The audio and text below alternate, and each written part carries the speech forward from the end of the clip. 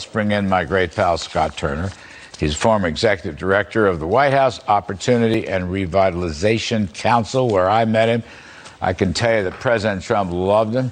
Currently, he's working with the America First Policy Institute, and he was formerly, to his credit, a pro football cornerback. Played 9 years in the NFL and still lives to tell the story. Look how good he looks. Scott, welcome to the show, buddy. It's great to see you. Thank you, Larry. Great to be with you, sir.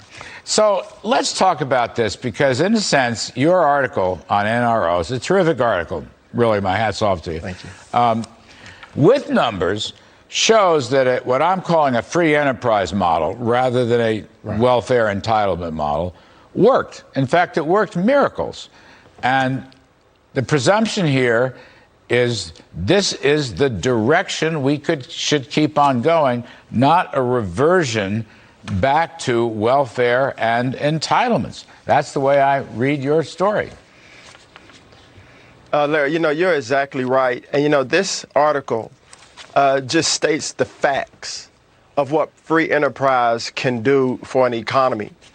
For what other ethnicity you're a part of, black, white, Hispanic, tribal, when you cut taxes and you cut regulations, the true ingenuity and the true innovativeness of American people comes to fruition. It comes to bear.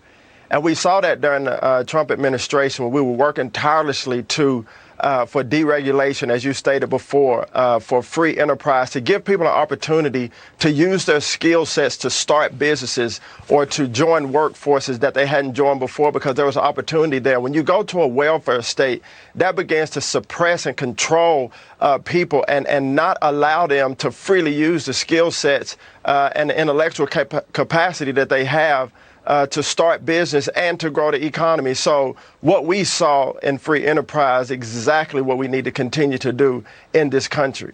Scott, tell us more about opportunity zones, because I don't hear this much anymore. I mean, I've lived, this goes all the way back to Jack Kemp, one of my mentors, the late Jack Kemp, and his enterprise zones. But you and Ben Carson and others, you put this in place on a grand scale. I think you're right in your piece. The tax cut legislation produced maybe 9,000 opportunity zones with a tremendous influx of capital, using the incentive model to attract capital.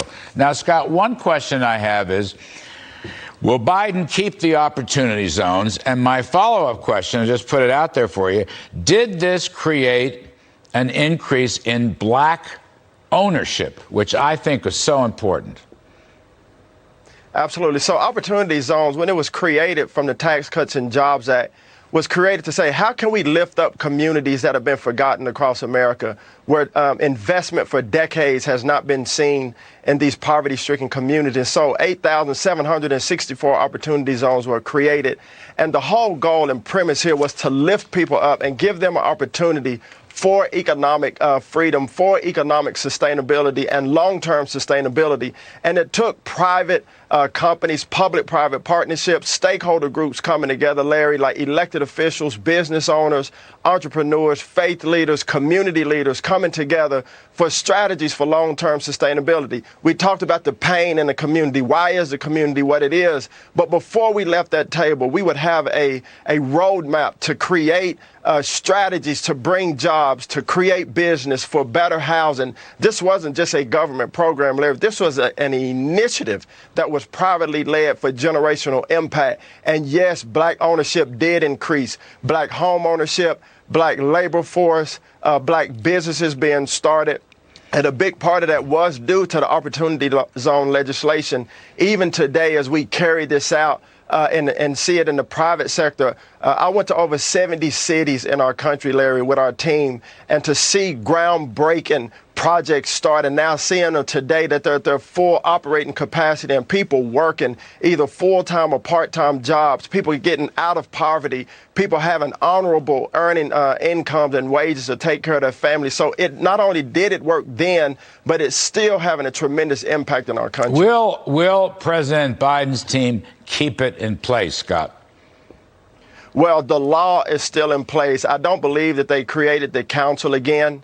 But I do encourage President Biden and his team to continue to press forward with the Opportunity Zone legislation and to promote it and to put it out there in our country, in urban, tribal, and rural areas, because I'm a living witness, and you read the report, $75 billion has been invested just in 2 years. And so this is something that I encouraged them before I left and encourage them even today on your show to not only continue it, but to amp it up and to be stronger in the Opportunity Zone initiative, because millions of people have benefited from this so far. So as a former member of that council, you're saying they did away with the council?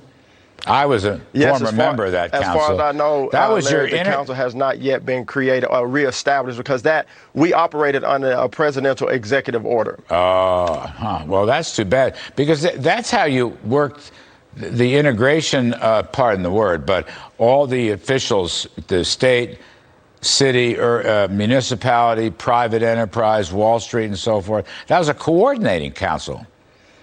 It was a coordinating council of about 15 federal agencies coming together, and we effectuated over 200 action items to directly put resources inside of Opportunity Zones, either from HUD, Department of Labor, Department of Education, Department of Justice, coming together for workforce, education, safe neighborhoods. And so the council is an integral part of carrying forth the Opportunity Zone legislation. And I would encourage them to implement the council so that we can continue from the federal side of building those partnerships inside the distressed community.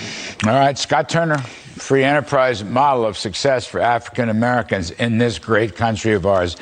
Democracy works. Scott, thank you so much. Appreciate it. Hope to see you soon. Hope